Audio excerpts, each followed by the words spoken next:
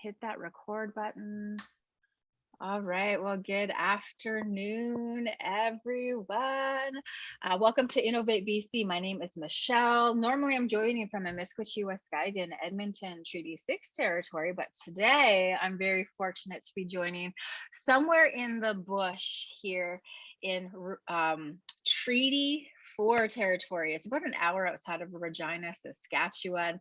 I'm in the midst of a kids' culture camp, and I'm just reminded why we do these webinars, why we want to create space where we can share this good knowledge, not only to strengthen ourselves, our visions, our ideas, our passions, our own economy, our own businesses and organizations, but we want to leave a legacy for our young ones. So being around our young people just reminds us this is why we're here. This is why we want to strengthen who we are. We want to strengthen our capacity building. It's because of our young people. So I just wanted to remind us of that. It's so great to be here with you all virtually. So we just want to give thanks to Creator as that sun came up in the east. We've been facing a lot of storm season here and clouds and rain, but sure enough, that sun came up in the east and the Creator meeting us for another day. So we give thanks for the gifts that have been given to us in this day. And the gift is, one of the gifts is this moment, the passing on of knowledge and listening to stories. So Creator, we give you thanks for all that is good in our lives. And we thank you for the animals and the waters and the plants and all of our relatives. May we walk in this land and this space in a good way. Hi, hi. Awesome. So welcome, Innovate BC summer. This is the first Wednesday of July. Summer is officially here. It's all goodness. It's all ceremony, powwows, being with community and gatherings. We were hoping to do some berry picking, but the berries aren't quite ready here in Saskatchewan. So there's lots of good things. I hope you you make those good connections during this season that we are in. All right, so today, for those who just joined, this is going to be a 90-minute webinar. Usually our Innovate BC webinars are about 45 minutes, but we got a really incredible guest speakers today. So the topic today is nation rebuilding. And so it's intended to improve understandings of what is nation rebuilding, the nation rebuilding history and key research themes. Nation rebuilding pathfinding, the importance of building capable governing institutions, and share international nation rebuilding best practices from Māori Nation Rebuilding leader, Dr. Robert Joseph, and he's going to be joining us a little later on. So I love that we get to gather in this virtual community, and we have someone coming all the way from across the ocean to bring what he knows to be good and true and share his knowledge. But we know our guest speaker really well. She's been around a couple of times and dropped some amazing, incredible knowledge. So Laara Yaghujaanas, she owns and operates Carden Consulting, which she established in 1997. She's from the Haida Nation and carries her great-grandmother's name, Yaghujaanas. She holds a master's degree from the Royal Roads University, was awarded the Royal Roads University Founders Award. She has completed the Justice Institute Conflict Resolution and Negotiation course. She is a CTT Certified Consultant, Level 2. She's a member of the Council of Native Development Officers. She's a member of a New Relationship Trust Economic Development Support Team. And as if that wasn't enough, she's an advisor for the Indigenous Business Awards. So she's currently pursuing her PhD. So proud of you.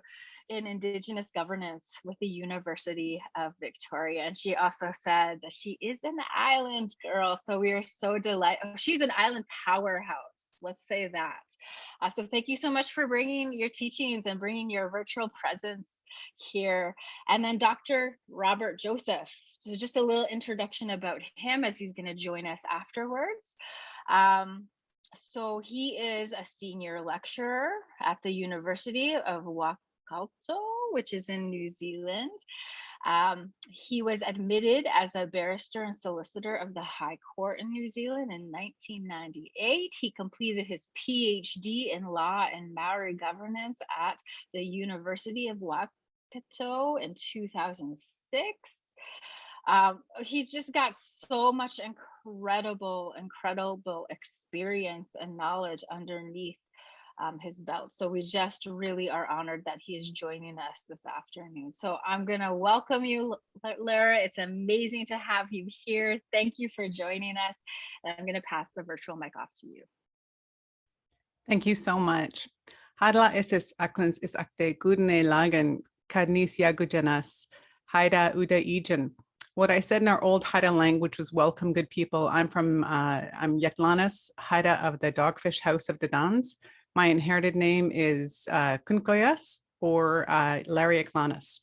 I want to acknowledge that I'm coming to you from the unceded territories of the Senkotan speaking people, the Tsup Nation, and happy to be here today and join this amazing team of CANDO that has been putting these on for a while. And we've had the honor of working with this team a number of times and always have a great time.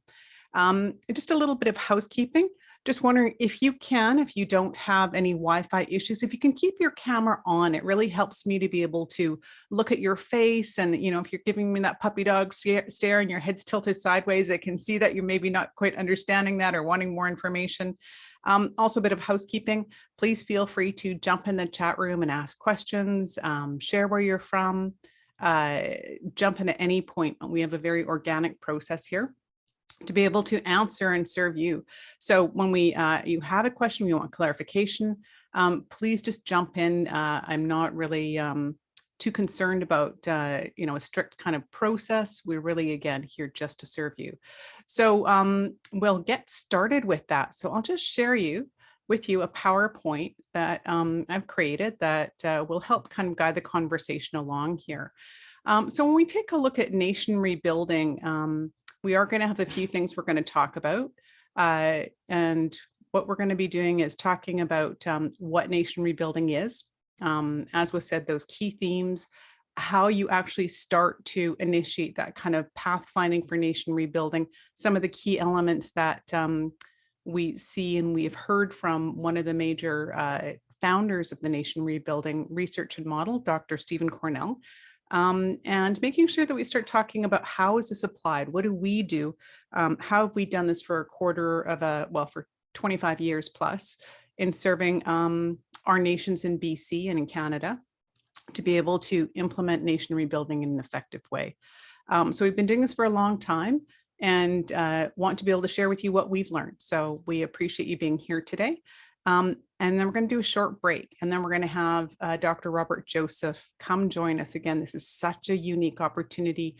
I had the honor of being introduced to him from Dr. Stephen Cornell, and he is amazing to listen to, and he's got such incredible stories and examples and understandings of how he's implemented, or how I should say the Maori have implemented not only successful nation rebuilding, but also amazing Indigenous economic development, leadership practices from New Zealand. So if you ever wanted to know what those things are that you'll see in New Zealand, how that's applied, they in many ways are light years ahead of us, and he's always an absolute joy. And I see him on the line now. So you'll get a chance to talk with him after a little bit of a presentation for myself. So we'll get started with that.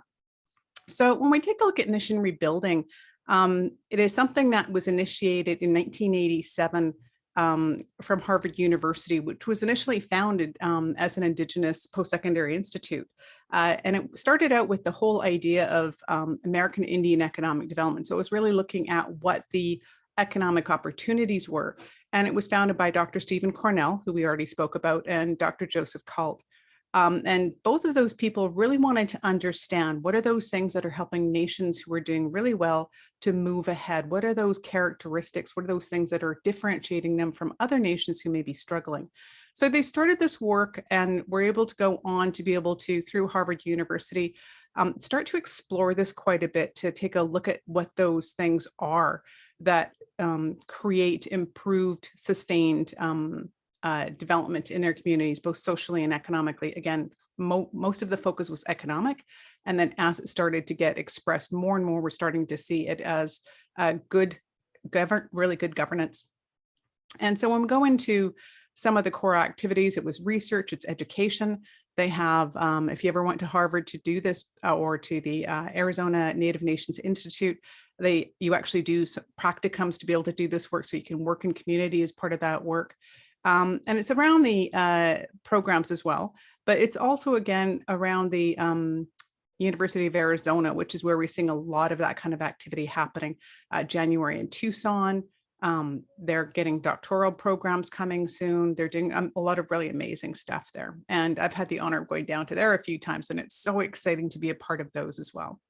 But at the heart of the Harvard Nation Rebuilding Project is a systematic comparative study of, again, social and economic development with Indigenous people around the world. Again, starting out initially with American First Nations.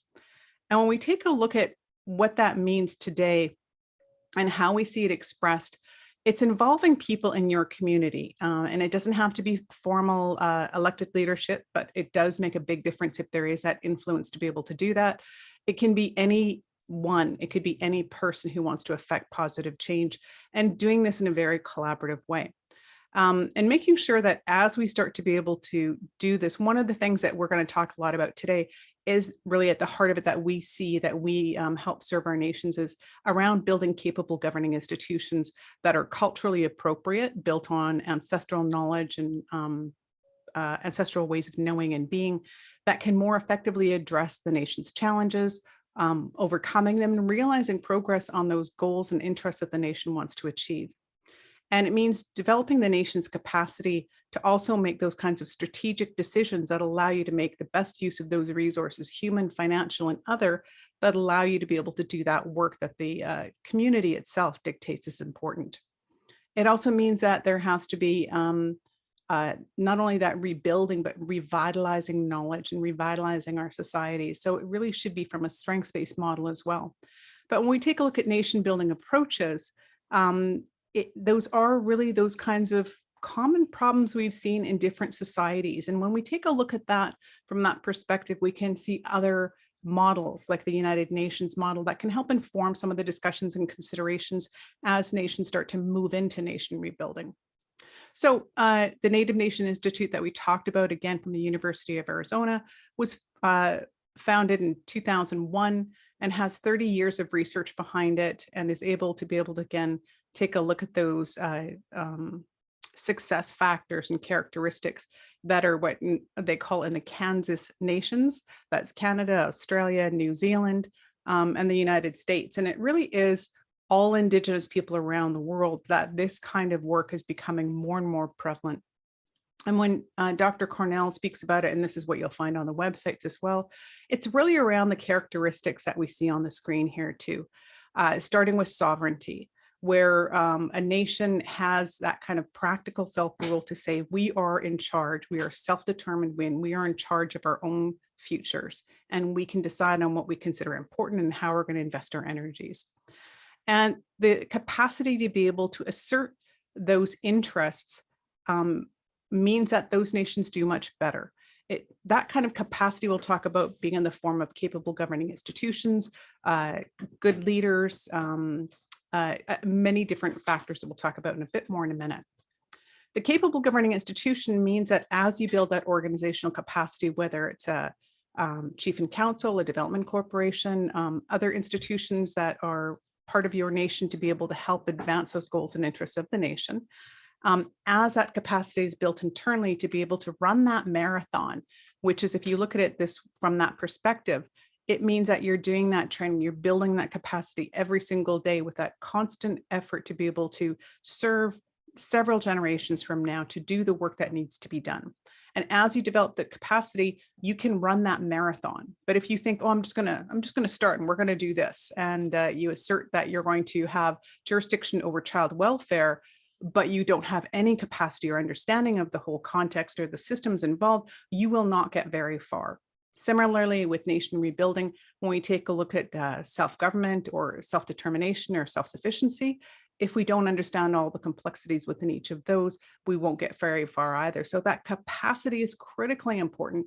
And when we talk about capacity, we talk about the institutional capacity, but more importantly, it's looking at it from a very broad perspective, considering and understanding not only how you do that work, but how you do it collaboratively, consistent with our ways of knowing and being.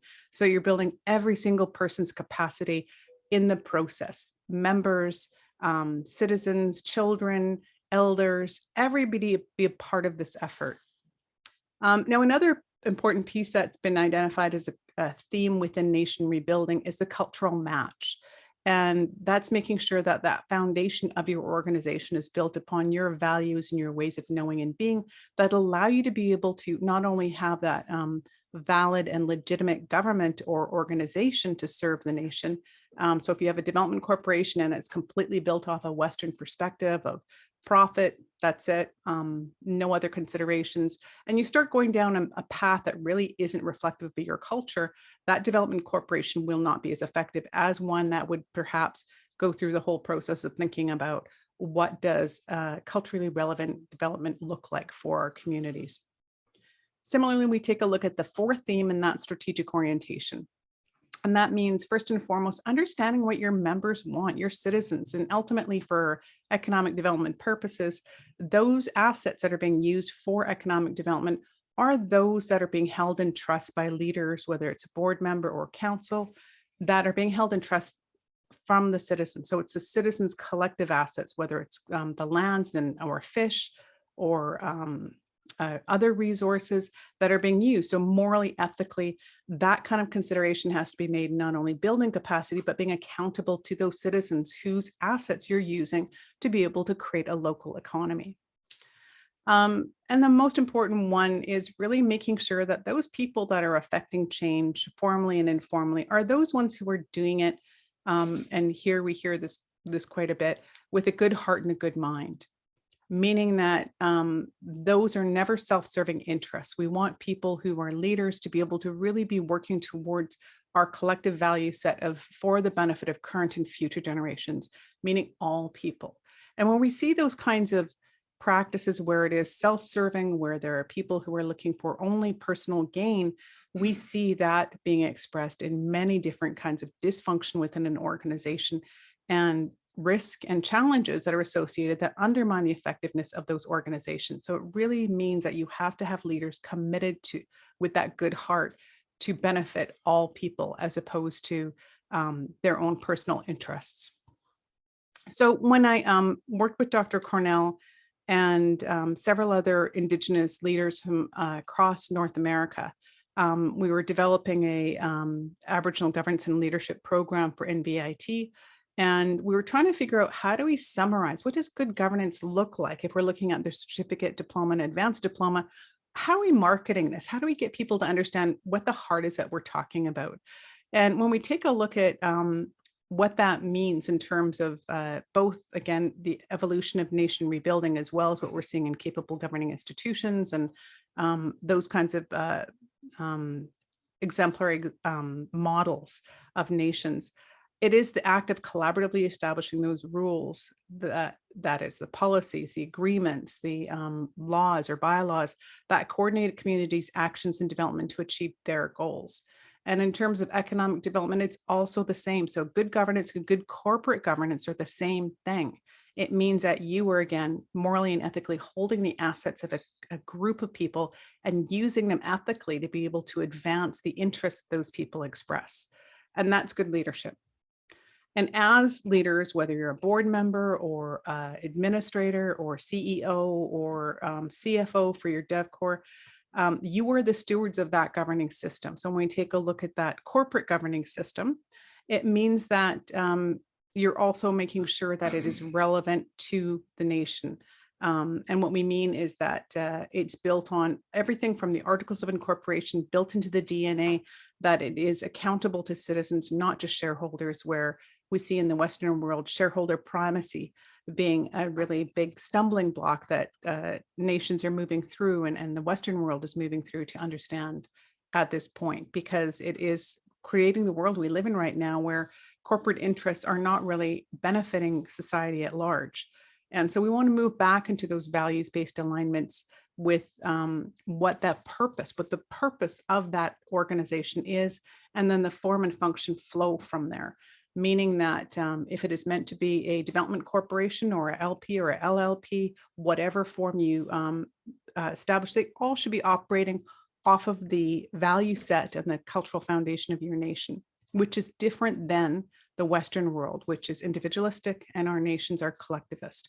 Meaning that when we take a look at what those values, the articles of incorporation, start from, it's making sure that it reflects those, again, accountabilities back to community, not just shareholders, and that consideration for planning and understanding citizens' needs and interests in your community economic development plans, that becomes the heart and the driving force of your development corporation, as opposed to just shareholder profits or just the CFO's current salary. It really has to be something more meaningful that is a part of the nation rebuilding effort.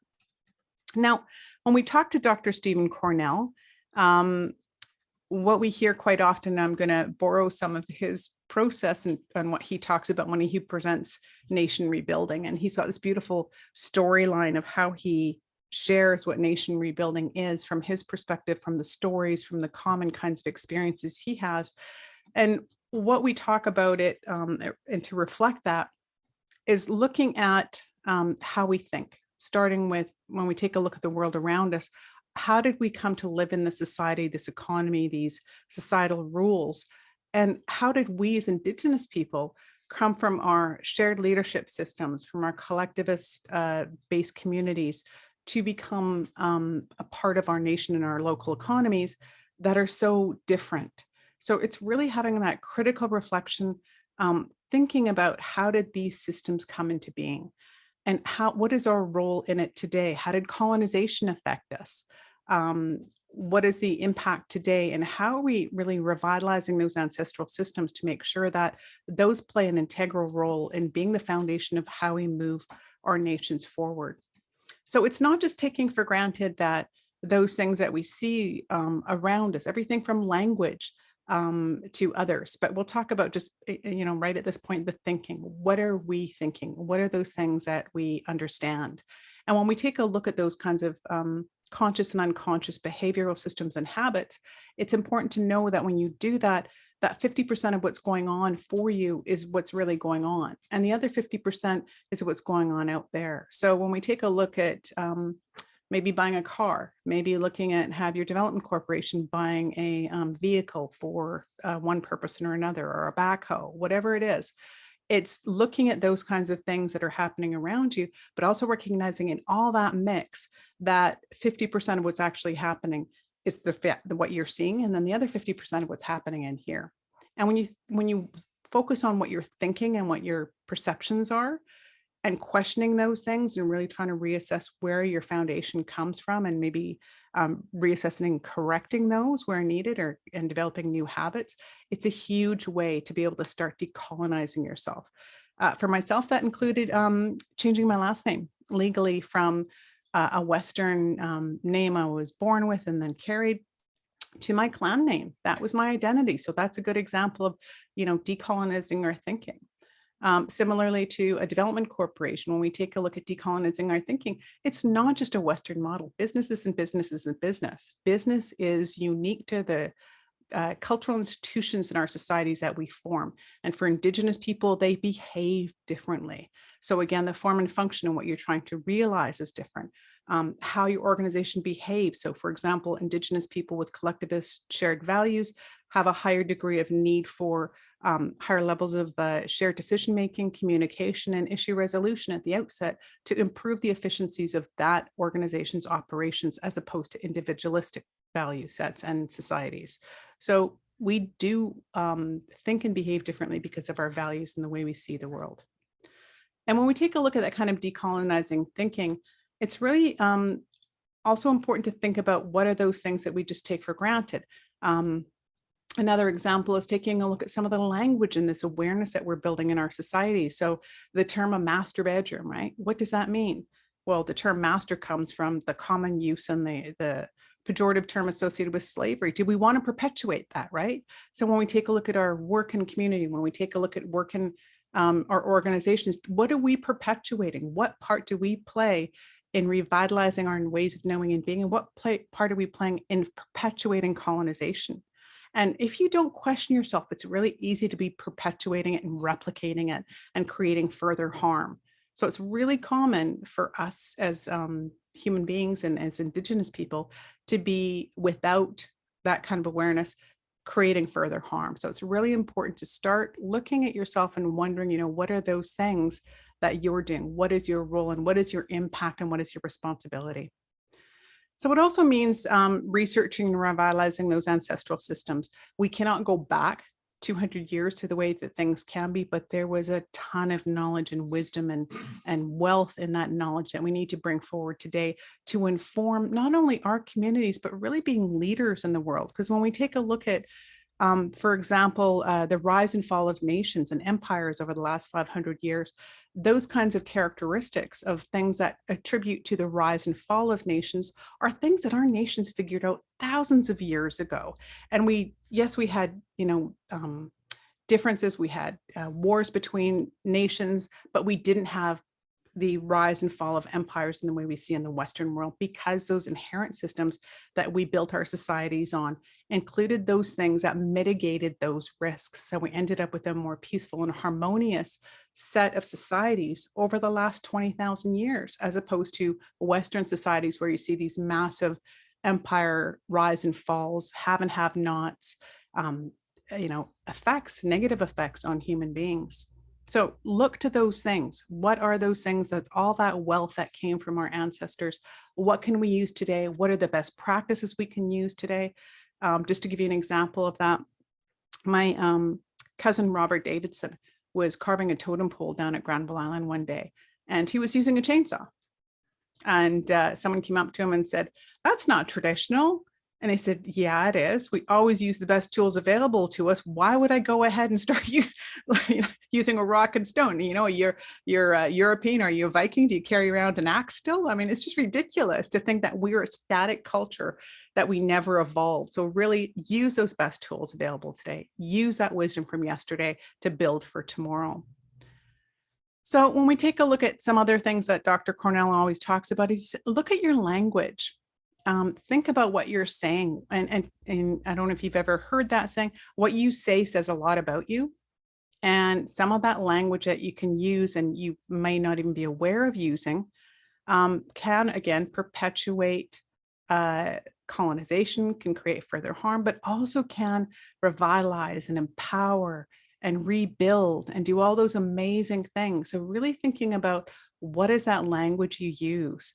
So are you a band member, or if your nation's working towards self-government, are you a governing nation?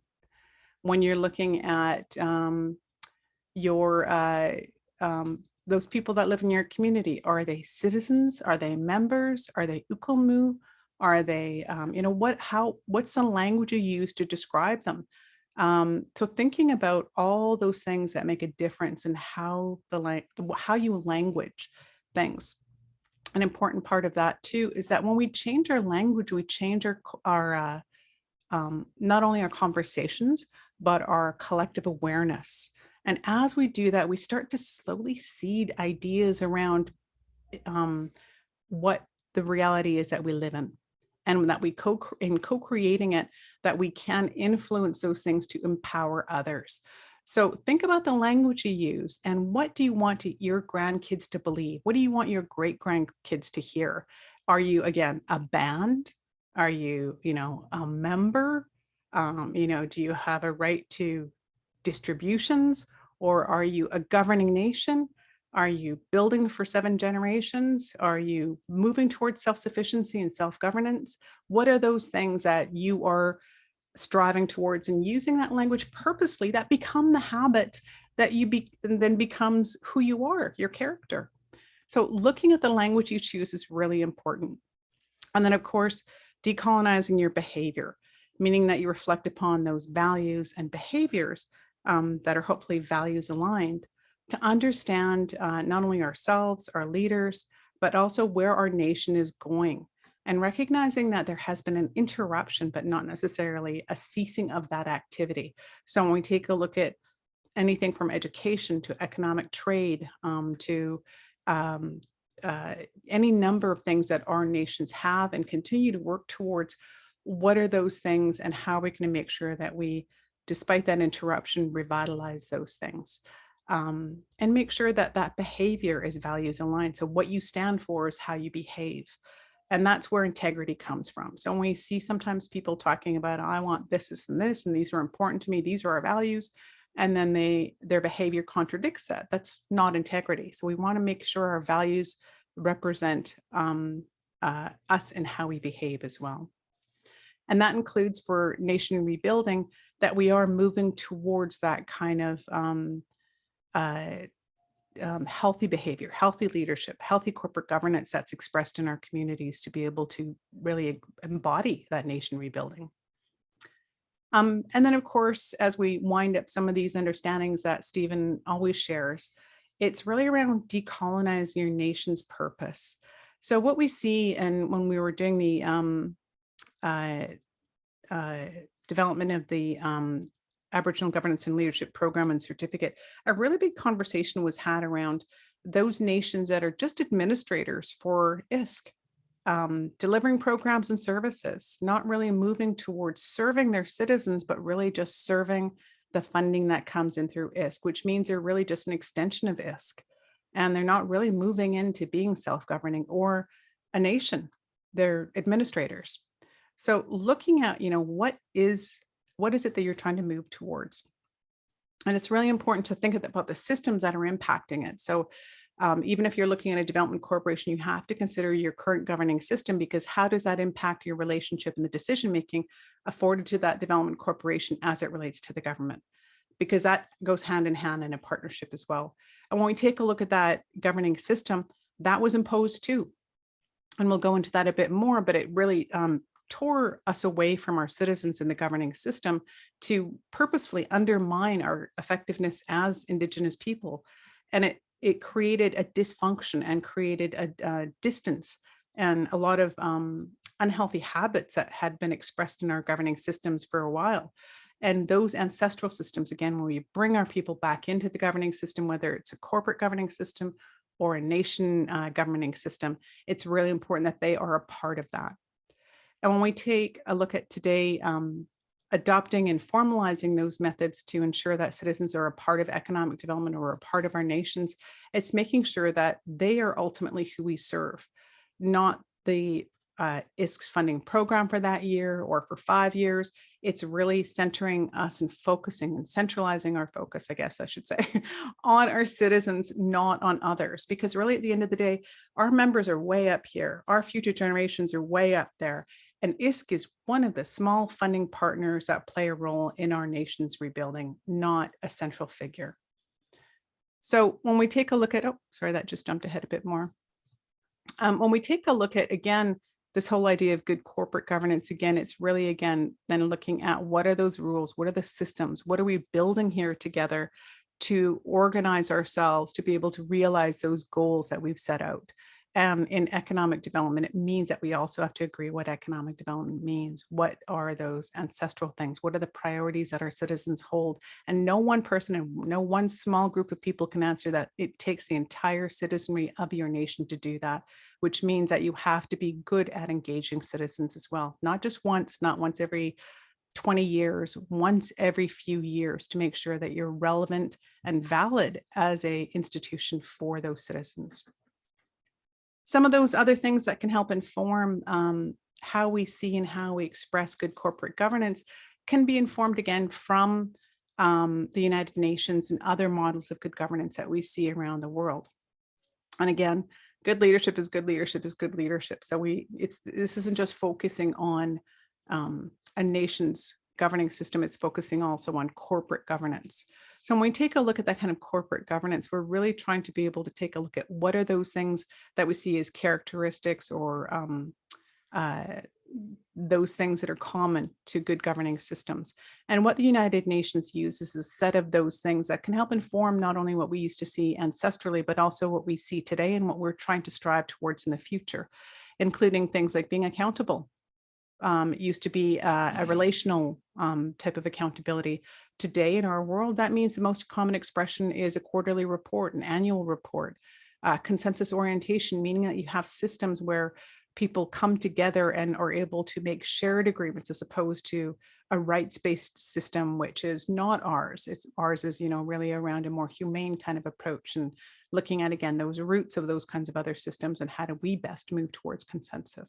So all these that we're going to talk about in just a second really come from a lot of research from across nations. And what happens is the United Nations, when they're helping developing countries, really try to go in and help support the expression of this kind of good governance in those local communities and those nation states around the world when they're trying to develop, but also when they go into crisis. When a nation goes into crisis, whether it's economic, health, a disaster, they go in trying to reinforce good governance at the very first step, because it means that people and economies do better. So it's really important to think about how this is expressed in your nation in terms of good governance, not only for now, but for when you do reach crisis, when you do have a situation that's difficult. What are you looking at in terms of how you're expressing these things in your corporate governance and in your nation's government? So those include being participatory, consensus-oriented, accountable, transparent, responsive, including particularly culturally relevant, effective and efficient governing institutions, which we're going to focus on quite a bit, equitable and inclusive, and following the rule of law, starting with your own ancestral laws, and then those that are legitimately apply to your nation. So again, first engaged citizens is making sure that you have a system by which, and so it's not just a once-off, it is not just something that we do as a habit, it's not something that Darcy did once and it worked really well, or Elsie did once and it seemed to work well. It's something that you make sure is a set of policies and rules on how you engage your citizens in planning, in reporting, to make sure that they are a part of the process and that you're realizing their goals, needs, and interests. So the other piece is making sure that in doing so that you have a system to be able to provide positive and negative feedback. So those systems, whether it's governing systems as a social scientist or as a electrician or as a botanist, any of these areas, we always see the same kinds of patterns. If you create a system and you don't allow for positive and negative feedback, it goes divergent and chaotic, and it interrupts entropy sets in, which means ineffectiveness. When you create a system and you allow for and reinforce, whether codifying it or creating policies or laws or practices that everyone adheres to hear the good and the bad, you end up with a much more effective system over time. So it's really important to make sure that you take a look at what those formalized systems are that you're establishing. Equitable inclusive, meaning that everybody has a chance to participate. And the best way to look at that kind of system and your litmus test, as it were, is are those most vulnerable in your society having a chance to participate? And if they aren't, then you've got work to do. That means the elders, the youth, the women who are normally left out of our systems in our patrilineal world that we have today, that we inherited from ancient Greeks, not from our own design. So how do we revitalize those ancestral systems to ensure that we are relevant to those kinds of cultures and ways of knowing and being and values that are more important to us than an inherited system? Other pieces are consensus orientation and collaboration, meaning that we ensure that those systems support not only capacity building, mediating differences, building healthy relationships and healthy working agreements, again, from your community economic development plan, but also those decisions that are a part of how you do the work that you do. In economic development terms, it means how does your board, how does your shareholders, how does that whole system work in terms of decision making? And making sure that it's transparent and everyone can see what it looks like, and that it's something that's working to the benefit of those constituents that you serve, which again, ultimately are the citizens. And so responsiveness is really important as well. So again, making sure that you have a plan, and a strategy, that it's your community economic development plan goes out and speaks to as many people as possible to be able to say, what are your needs and interests? What would you like to see? What are your assets? What are your skills collectively as a nation? And then be able to meet those interests to advance the goals that the citizens set. So being responsive means, again, not just doing this once, but doing it once every few years to make sure that it is effective and relevant. Looking at the pace of technology and change today, a 5-year strategy is really outdated in 3 years. So we're actually working on only 3-year strategies. We might have some long-term goals that go into 5 years, but really what we see is that those kinds of strategies are most effective when they're set out for 3-year terms, as opposed to 10 or 20-year terms, which in our societies decades ago was the most effective way to do it. So when we take a look at that kind of responsiveness and some of those considerations that we talk about for economic development, again, this is just a visual of what we talked about before, that the imposed governing system is not ours. It was really set up as a method of command and control that took us away from what's called an assembly process, or a method by which we engage our citizens to identify their needs and interests and have their input into our governing systems, or what we call today participatory governing systems. And in terms of economic development, community economic development plans that respond to the needs and interests and realize advancing those things that citizens want. And when we take a look at that kind of system, it really is not a governing system, whether it's corporate or nation. It's not a governing system unless you have members involved. And we've been devastated by that kind of system for many years. Again, disenfranchising women from the systems, elders from decision-making when they had a critical role before, and devastating matrilineal systems again. So we're looking at community economic development. We had many nations in BC that were matrilineal, and those stewarded areas for berry picking, for fishing, that were inherited through the women were completely removed. And we end up with lands that don't have that kind of awareness and responsibility and sustainability today because of that. So it's really important to think about those kinds of systems as they relate to the work that you're doing.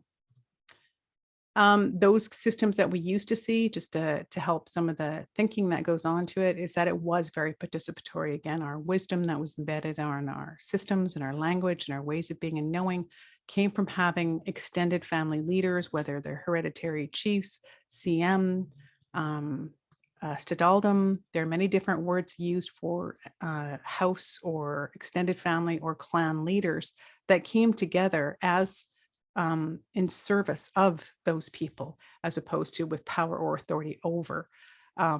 That allowed for that kind of engagement, understanding of current needs and interests, and responsiveness to those things.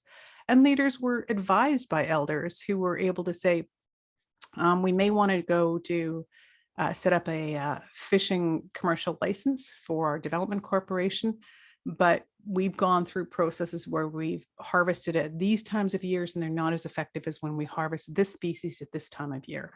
So having that kind of ancestral knowledge, that kind of long-term knowledge and history of what you're doing, whatever it is, that's informed by that. And that means quite often in our communities, that was an elders advisory or advising leadership in corporations and or our nations to be able to do their best work.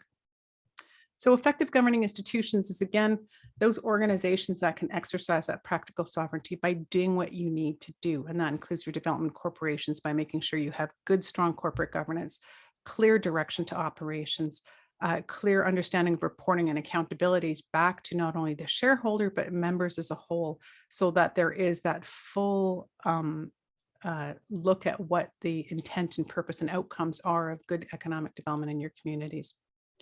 So when we take a look at those kinds of corporate governance policies, what we normally recommend is taking a look at how you do your work at the board level in governance policies, but also how you direct operations through your senior manager, including those limits. Don't indebt us, don't borrow Peter to pay Paul, don't create risks, all those things that we would ask senior managers not to do. Engaging citizens and making sure that you undertake annual planning with their participation and involvement, provide regular updates, and that reporting that's required to ensure that you have effective realization of the goals and needs that they've expressed. So here's just some examples. They're quite a bit. You'll get a copy of this PowerPoint and PDF. You can take a look at it again, whether it's nation or board. There are a suite of different policies that we usually recommend that really come down to some of the key fundamentals that any societies, organizations have to determine. How do we come together? When do we meet? How do we report? Who do we report to? What form do we report in? All of those things that allow people to do their best work. So really looking at those models, there's just a listing that you can start thinking about.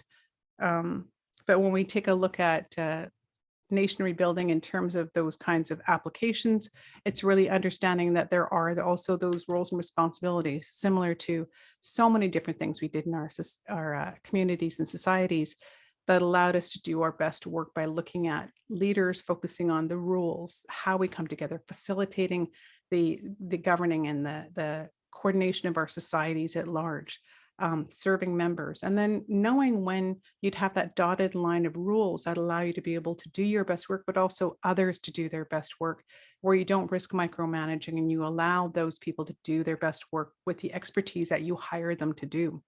And that dotted line is really important. And that's when we always say, don't cross it, because those are the rules that you have to set up and adhere to ensure that you have strategic level conversations, good, effective corporate governance. And that's kind of we like this model just because it talks about, so for so many of our communities that are in big houses or long houses, that it's really about getting our houses in order. And so whether it's council or a development corporation, discipline leadership are those leaders, our corporate governance leaders at the board level who really control what they must, not everything they can. So again, that understanding of those things that have to be considered. And the most effective way to do that, when we take a look at how we see nation rebuilding being expressed as in those capable governing institutions, is to establish those measures of success. So if we're setting out a development corporation to realize improvements on not only return on investment, but employment, training, contracting, net gains to the land, infrastructure benefits, capacity development of citizens to be able to make informed decisions and vote on those issues that are brought forward to them in economic development terms, all of those things should be laid out in terms of how do we know when we've gotten there? What are those measures of success? So we know the easy ones, return on investment, that means a dollar value, but how do we measure and what are the goals that we set for discipline or for performance for organizations in terms of the other pieces? So it's having those conversations, shared agreements around what then becomes your strategic plan and your measures of success or performance measures that your organization operates around.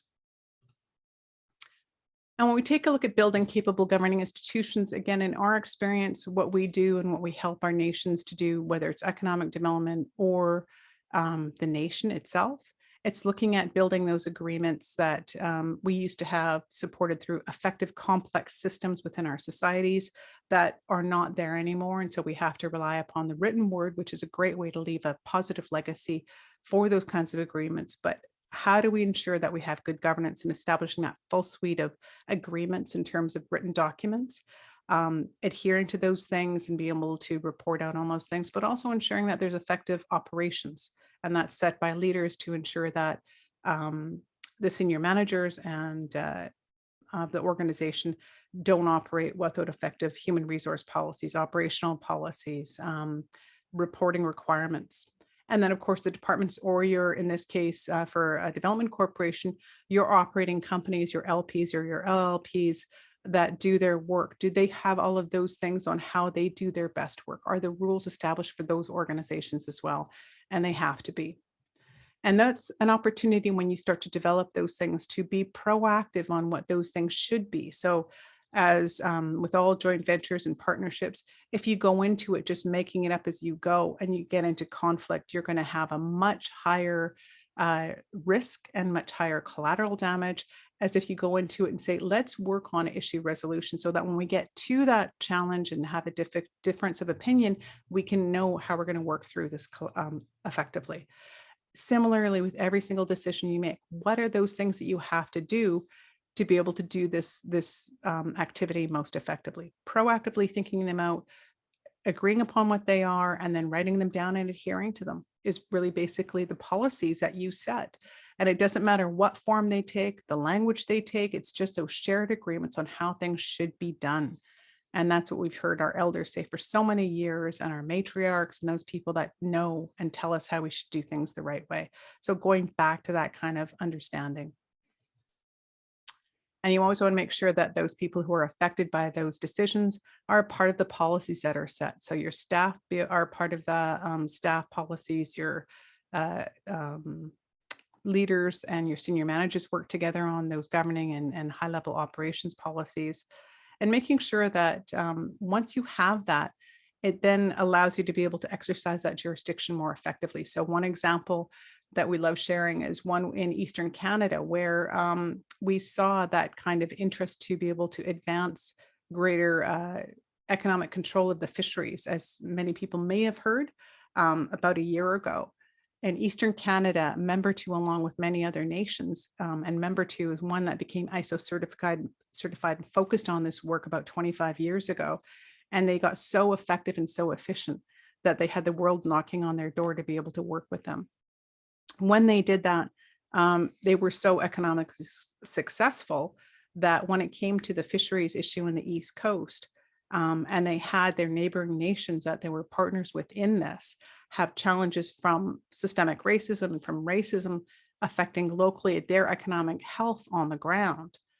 This Member 2 and their nation partners that they had the gravitas or the ability to engage as a capable governing institution, they decided that they were just going to buy Clearwater, which is the largest fishery in Eastern Canada.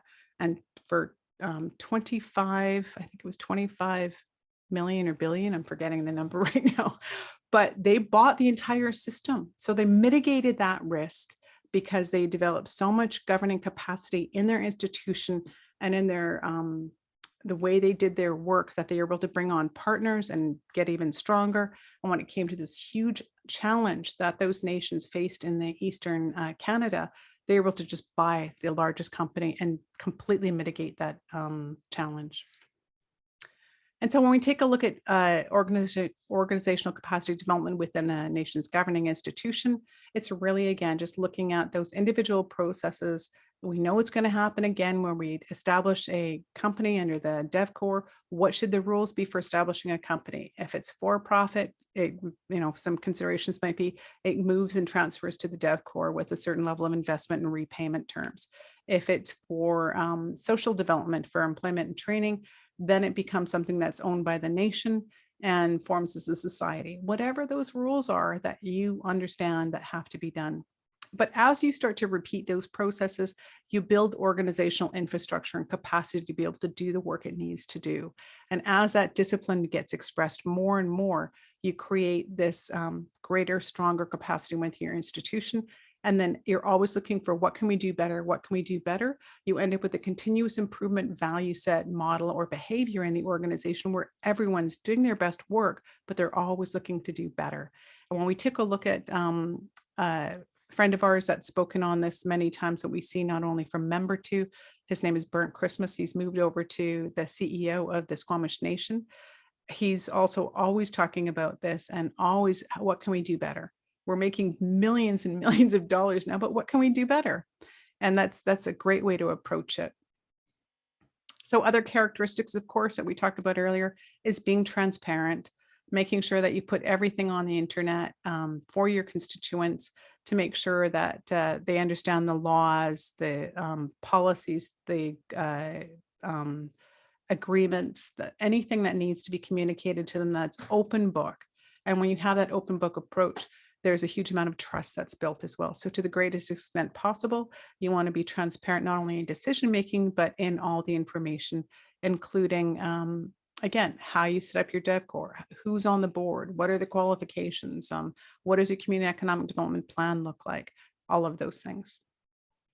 And then finally, as we start to wrap this up, again, following the rule of law is really important for your development corporations. Again, looking at what are those ancestral laws, customary laws, legal orders, all of those things that need to be considered in application for your economic development work that you're doing today.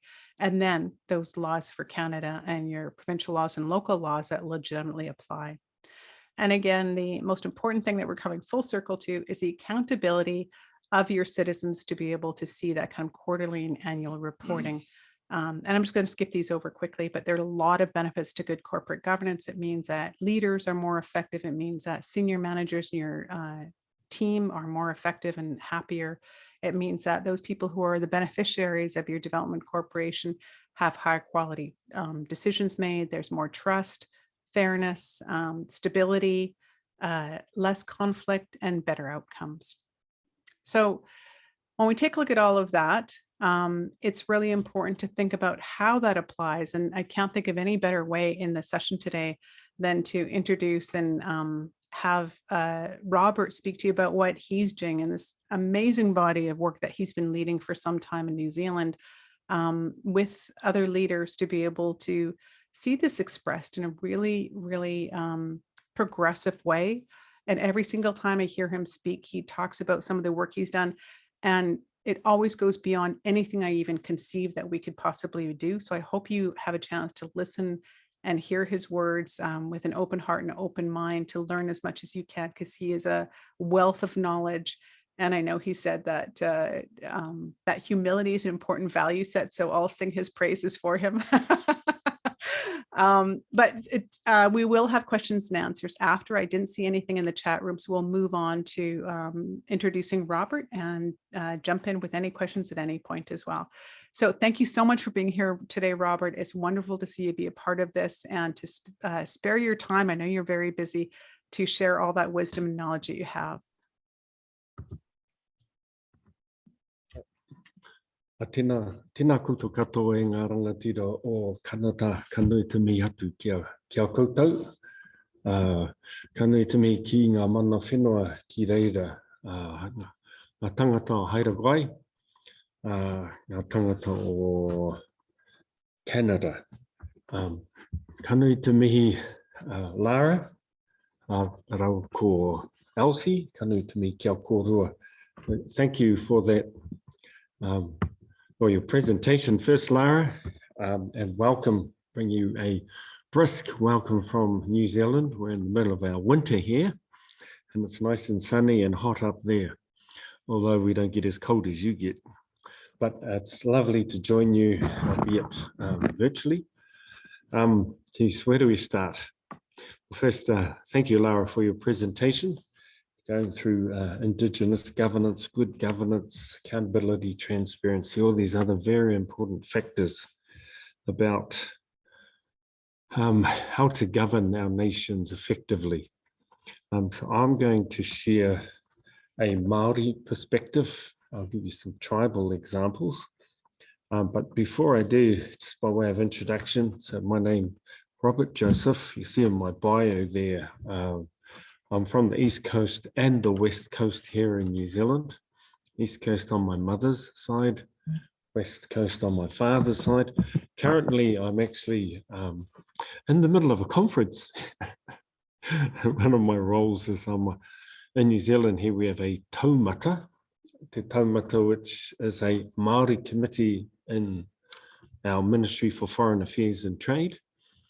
And we're just holding a 2-day, I guess it's accountability conference where we've brought all our ministers for our free trade agreements, our primary negotiators for them to our tribal area here, and they're presenting to our people and being accountable. We're bringing them here, but our committee, our taumata, is embedded in our Ministry of Foreign Affairs and Trade to keep our government honest and accountable to our people. Māori communities, so rather than being marginalised and so on. So we're in the middle of that, so I've dashed out of that. My apologies, Laara. Got things mixed up, but all good. Things all work. So yeah, I come from a legal, I guess a law perspective professionally. I am a law professor at the University of Waikato Law School here. And worked in this Indigenous governance space while I was doing my PhD and my master's actually. And just to say, I spent quite a bit of time actually up there in Canada, in BC. I was doing the comparative analysis of Indigenous governance, our tribal governance here, our Tainui tribe, with the Niska up in northern BC there. So I spent some time with Chief Joe Gosnell and a number of their other elders. And it was just a great experience. You're seeing what your people are experiencing. Then I met a number of the other First Nations going throughout BC and Vancouver Island. Then I spent some time over up in the Yukon, and over in Saskatchewan, in Ottawa, and also in Quebec, actually. So I have had a bit of time over Canada and absolutely loved it, enjoyed it. That's where I got addicted to salmon. Especially, we have salmon here, but it's not the same. Especially the way your nannies over there bake it, cook it. Anyway, I was eating some yesterday, actually. It was this, yes, there's something wrong with the salmon. Anyway, so good to be with you. Now, talking about some Māori governance and lessons from here. Can I just say, firstly, can I assume you know where New Zealand is? Aotearoa New Zealand is, so we're right next to Australia. I'll emphasize not part of Australia, but down there. And New Zealand, just to give a bit of context, New Zealand's geographically about the size of British Columbia, be a bit smaller.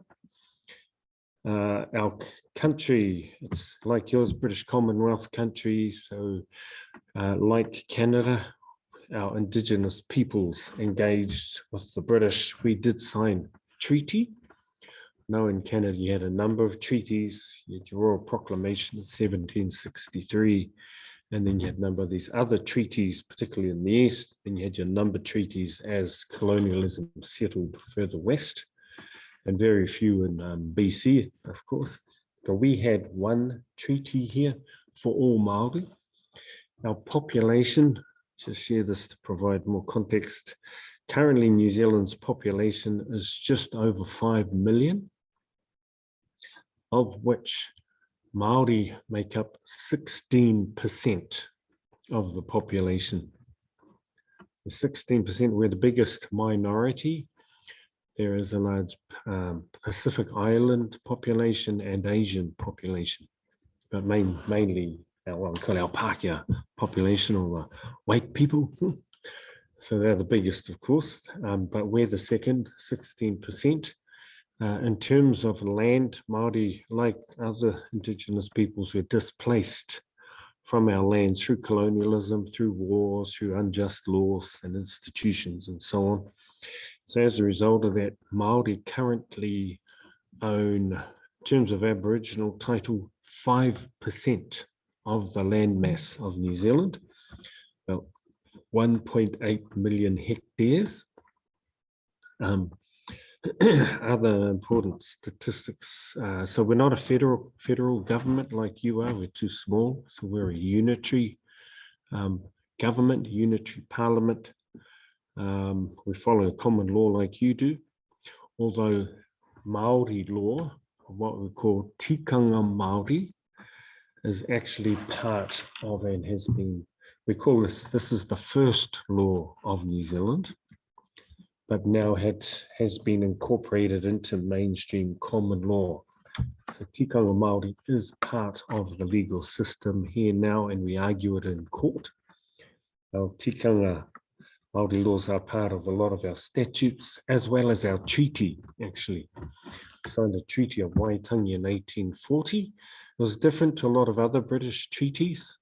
It's like, I just need to set this platform, this foundation, but in this treaty, one difference is the Treaty of Waitangi, our chiefs signed it in 1840. Incidentally, a number of our women signed it too. So our women historically are our chiefs as well. It's not just the men. So our women signed the treaty. And what it did was 3 articles, but it was written in Māori and in English. Māori was the political and economic language at the time, so our people insisted that the proceedings were in Māori and English, and the document itself was written in Māori and English. As a result of that, normally these treaties are broken while the ink's still dry. It's happened everywhere. So we've been taking them to court over breach of treaty. But the Māori version has provided some good grounds for litigation too, in terms of what was in our chiefs' minds when they signed it. And it's according to our words and our worldview and our values. So we have this treaty. A lot was lost in translation, and we've been going to court fighting over that. Well, since then, in 1840, we're still fighting over that. I'll just share a couple of other key things. So this treaty is critical. Our customary law is critical. Our tikanga, excuse me. And also in terms of our tribes, officially it depends how many tribes we have. We're a tribal people, much like First Nations.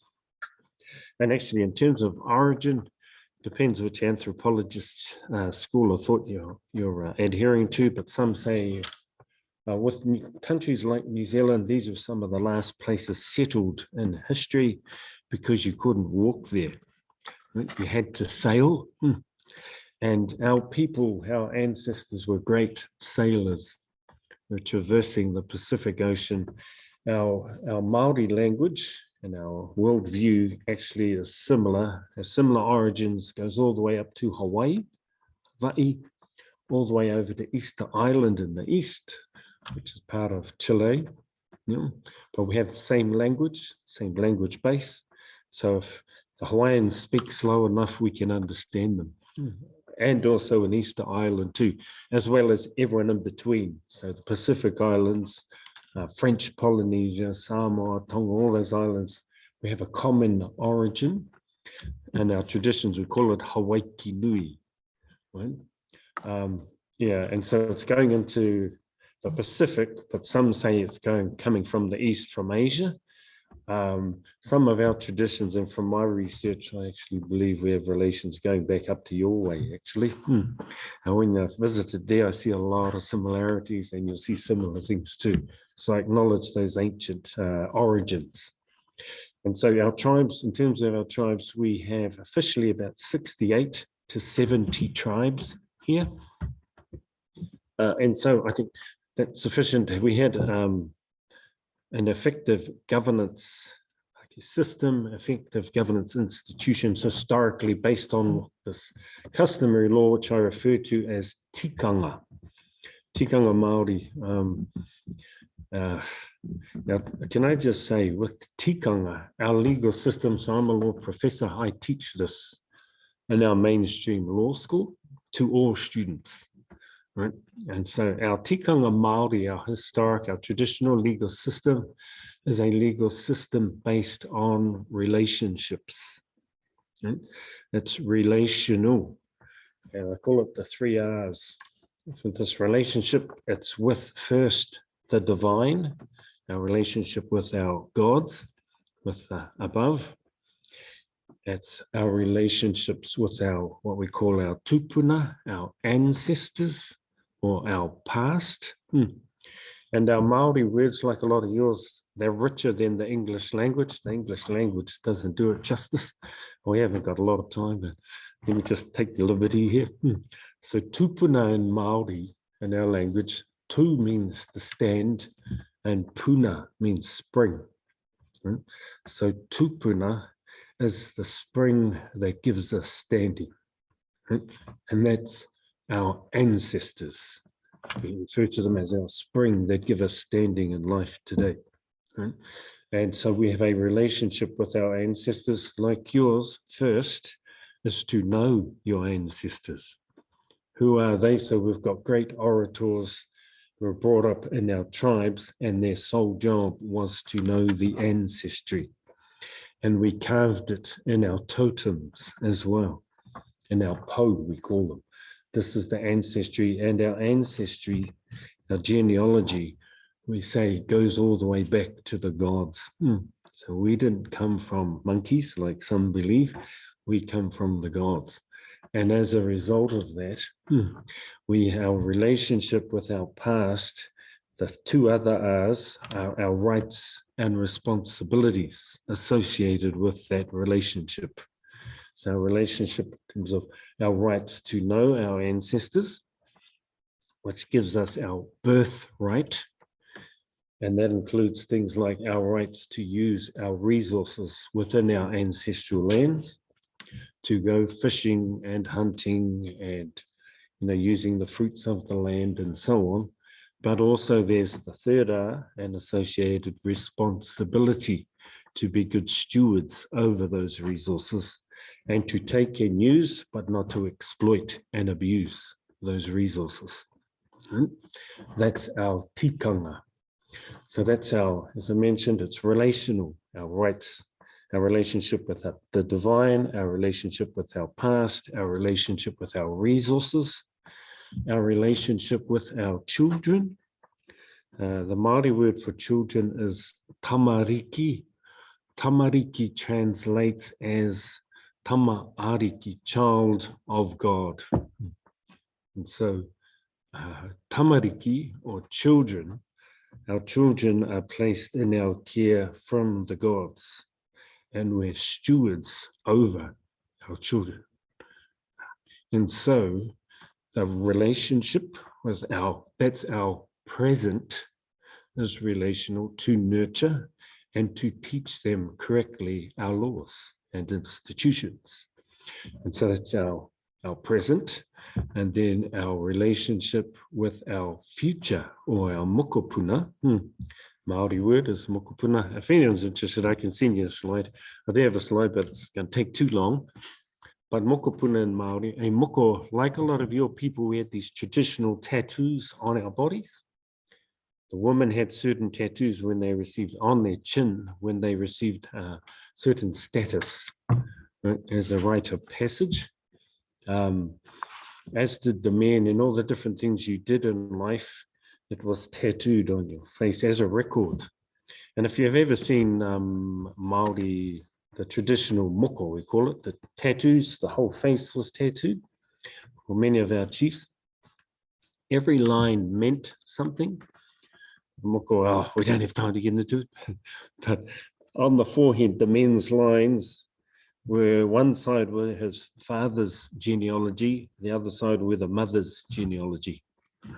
So again, reminding them of their roots and their responsibilities, and then the different things they accomplished. But moko, or the tattoo, English translation is reflection. It's a reflection of you and who you are and what you've accomplished in life. And puna, as I mentioned earlier, about two puna, the spring that gives us standing. Moko puna is moko is reflection, puna is spring. So our moko puna, or our grandchildren, are a reflection of us. They're a reflection of our spring. Right? And I know a lot of other Indigenous languages have similarities in their words. But as you mentioned, Laara, the words we use are so critical. And it's also important that we understand what those words mean. And there's so much inside those richness of our own languages. That's Māori, but just sharing this with you, sorry, what's this got to do with governance? I have to set the base first. That's our legal system is based on relationships to our past, present, future, to the divine, to our resources, and our socio-political groupings, our clans, our kin groups. We call them whānau, hapu, and iwi, our families, our sub-tribes, and our tribe. So we have relationships, rights, and responsibilities within those collectives. And our actual legal system, or tikanga, is values, not rules-based. And so we have such values. Again, I'm hoping this is resonating with you, because unfortunately British common law is rules-based. Here's the rule, you need to follow this, you go, and it's prescriptive, you go so far, you can only do this, and so on, where ours was values-based. We have a value we call kaitiakitanga, which is, I guess, loosely translated as stewardship. So we have stewards or kaitiaki responsibilities, rights and responsibilities over our lands, over our waterways, over the airways, over the animals and resources, right? Over our children too and our families, but their rights and responsibilities, they're reciprocal. There's a reciprocity there, but it's to nurture. And at Laara, you mentioned the point about, you know, our time frames in terms of governance. You know, from a corporate perspective, it's short term. It's how we've got to maximize our benefit, maximize shareholder wealth, and so on, making money. Our way, our kaitiaki responsibility is intergenerational. It's past, present, and future. And some of our corporates, I'll introduce them if I have time. Some of our corporates in their strategic, you know, missions, plans, and so on. Some of our successful Māori corporates in there, they have embedded in all their, you know, key practices, strategies, and so on.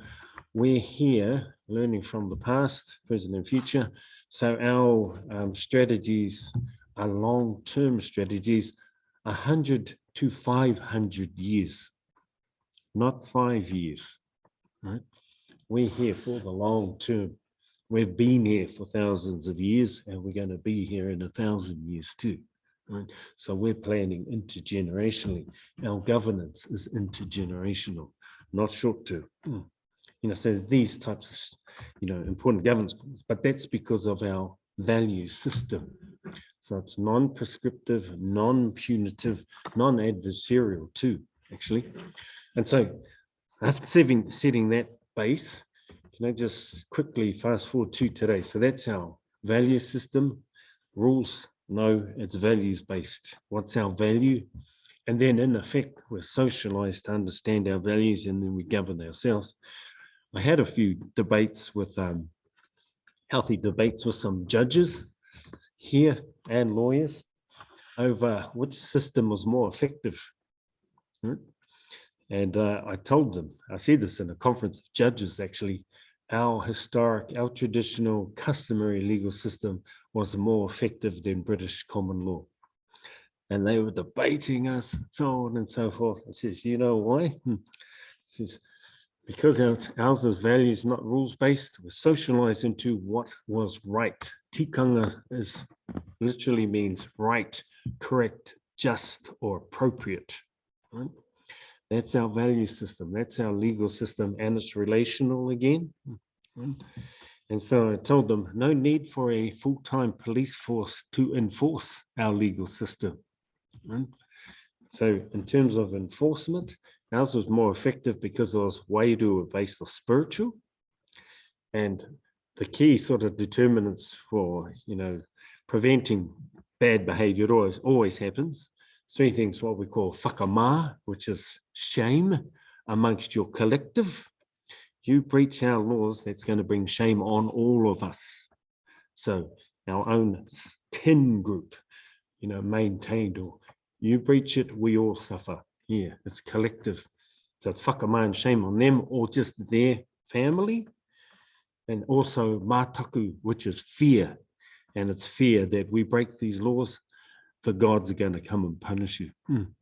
And failing that, with respect, historically and today, the police force, as it were the grandmothers. They were then and they still are now. Any breaches, they keep us to account, right? It's the nannies. But that's what I'm saying. Our system was more effective and we didn't have everyone locked up in prison, right? And especially our people overrepresented in the prisons, much like yours, and Aboriginals in Australia, and Native Americans in the US, and so on. Yeah. But come to governance, you know all about governance, good governance, what it is. Can I just say similarities here with corporate governance, good Indigenous governance, the UN pillars of good governance, and so on. We've been applying them here. Can I just say, in New Zealand, for Māori, we have a lot of corporate governance occurring, and it's positive, it's good. So we have, as a result of breaches of our treaty, we've taken the government to court. Post 1975, our treaty was resurrected. a lot of civil disobedience, so on, Martin Luther King, all the civil rights movements that impacted us here and you there too, for the renaissance of Indigenous rights. We've been to the UN and so on. And so we've had a lot of treaty settlements for reconciliation for past historic injustices. And to date, so this is direct negotiations, kind of like your comprehensive treaty settlements, although ours aren't that comprehensive. We have had 80 treaty settlements to date. And as a result, Māori have been getting land back that was confiscated or they took after wars that they fought against our people. We've had the return of commercial fisheries, where Māori are big stakeholders. We were given 10% in a treaty settlement of the commercial fisheries quota and that space in 1992 via a treaty settlement, land, forestry, customary fisheries. We've had treaty settlements kind of for our language and culture. We're just fighting for things like a treaty settlement over the airways. As you know, property, we didn't use it historically, but you point Laara E, but they didn't either. And so these are developed Indigenous rights, but also things like the ocean. We're just going through treaty settlements or litigation over control of the ocean and Doctrine of Aboriginal Title. So over a host of these different types of treaty settlements. So we've got 80 of those. As a result of that, they get land back or resources back, money for compensation, some other cultural redress and so on. But as a result of that, our tribes that were successful in getting a treaty settlement then get a cash injection into the community, but they also had to establish a new post-settlement governance entity, or PSGE we call them, post-settlement governance entity, and it takes on somewhat a corporate form, and usually they're trusts, a private trust. And so we've got 80 of those.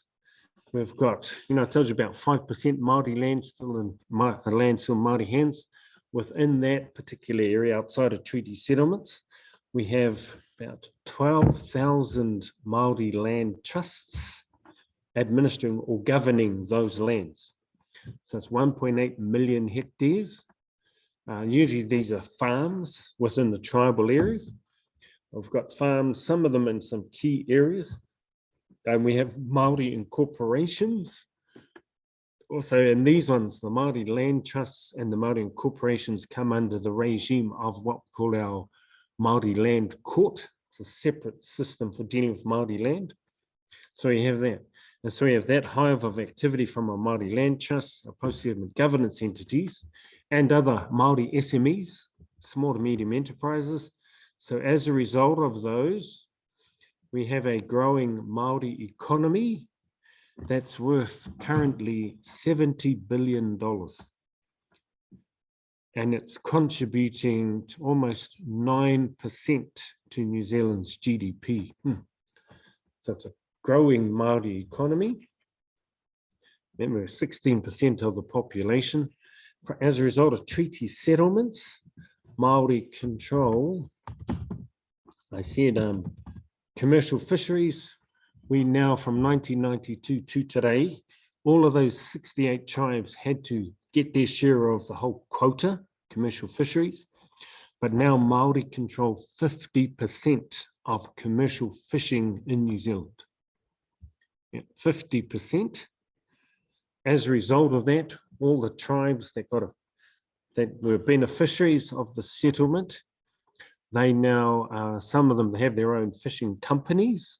Some of them are small, so they've aggregated, and the small ones together. The bigger tribes have the bigger share of the pie, as it were, but many of them are exporting fisheries into Asia, to China, some trying to get into the US market too.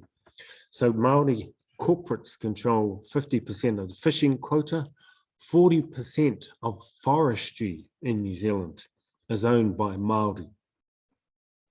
So these Māori corporations, Māori trusts, and post-settlement governance entities. 30% of lamb production is owned by Māori. 30% of sheep and beef is Māori owned and controlled. 10% of kiwi fruit, it's Māori controlled, and 10% of dairy. And these are by our Māori corporates. And so we're bigger stakeholders now in the economy, hence our growing Māori economy. We are exporting a lot too, into China, Southeast Asia, into North America too, and other parts of the world. We actually, on that note, I mentioned about our taumata for Foreign Affairs and Trade. Just on Friday, we signed our New Zealand European Union Free Trade Agreement. Signed on Friday, and our taumata group was feeding into those negotiations, fighting for Māori and inclusion of our Māori corporates having a good state going into Europe. And as a result of a lot of fierce negotiations, we got an Indigenous chapter in this free trade agreement, which is allowing for our Māori corporates to trade a lot of this, not all of it. The European Union farmers are up in arms, but a lot of our fish is going up there with no tariffs from our Māori corporates. So we got a lot of interesting ones from that. Just say too, earlier this year, we signed our free trade agreement with the United Kingdom. You know, post-Brexit, they want to come back to the colonies. So we signed it with them. We negotiated hard for an Indigenous chapter. It was included finally, but we were sitting on those tables of power with our government officials, pushing our Māori interests. And we got an Indigenous chapter included there too. We were reminding them of this treaty that Queen Victoria signed with our chiefs, and their honor of the crown is at stake. So we got that too. And that's really important for our Māori corporates. So there's a lot of Māori governance, corporate activity going on. Do I have about 5 minutes? Can I have 5 minutes just to kind of sum up here, if I may? Oh, sorry, I got to leave some time for questions. No, I'll just say this. So there's a lot of corporate Māori governance going on, and it's important. But at the end of the day, your point, Laara, what are we trying to achieve? You know, there's corporate success. And I've been, as an academic, keeping our corporates accountable, amongst others, saying, so our corporates are billionaires now. Many of them are billionaires in terms of their, you know, asset worth. Our biggest is Ngāi Tahu down south. Their assets are worth 2 billion. Waikato Taini, the tribe in this area, is about 1.4 billion, and others from there. And so that's good. However, our communities are still struggling. Now, too many of our people are like yours, in jail, poor education, poor health, housing, and so on. So there's a disconnect there. And I'll be frank with you here. This is where some of the challenges of Māori governance, I maintain it's more than transactional governance. It's more than corporate governance. And some of my research, I wrote a book about this last year, actually, it was published, a law text, but it's what I call the 4 T's. For Māori governance needs to acknowledge 4 areas, T's. It has to acknowledge our traditional governance, our tikanga, our values, our relationships, the role of our women as our leaders, and our rangatahi, our youth and succession, all of that. So it's traditional, it's transactional, it's the business or the economic development and so on. So it's traditional, transactional. It's also transcendental, and transcendental is, amongst others, acknowledging our wairua in our governance. So wairua is our relationship with the divine. That's what our tikanga is based on. So it's transcendental, and it should also be transformational within our communities, right? Not just transactional in our corporates. And I've sort of been reminding them that those corporate entities, those businesses that are established, those tribal councils, those post-settlement governance entities, they are established to represent our people and our communities, not to replace them. And unfortunately, that's what's been happening. They're replacing our communities and forming what Hobbes called a Leviathan. An almighty beast is emerging, more powerful beast, which is good, but their accountability is to our communities.